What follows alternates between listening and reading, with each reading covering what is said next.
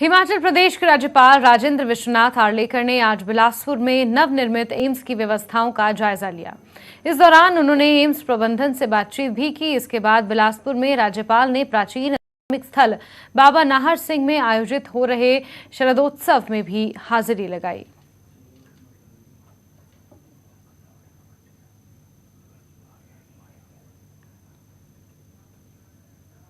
वहीं बिलासपुर में प्रधानमंत्री मोदी का दौरा 5 अक्टूबर को फाइनल हो गया है। यहां पीएम एम्स और हाइड्रो इंजीनियरिंग कॉलेज का शुभारंभ करेंगे। सदर विधायक सुभाष ठाकुर ने बताया कि पीएम के दौरे को सफल आयोजन को लेकर बैठक रखी गई है। उन्होंने बताया कि पीएम ने 5 साल पहले 5 अक्टूबर को ही इसका शिलान्यास किया था और पीएम मोदी इसी दिन लुहणू मैदान में जनसभा को भी संबोधित करेंगे।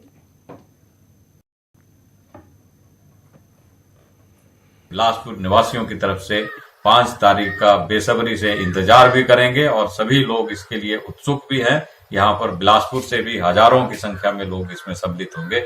हम बिलासपुर के लोगों की तरफ से, सभी नगरवासियों की तरफ से इस रैली में प्रधानमंत्री जी का स्वागत करने के लिए सभी से मैं निवेदन भी करता हूं और इसका स्वागत भी करते हैं।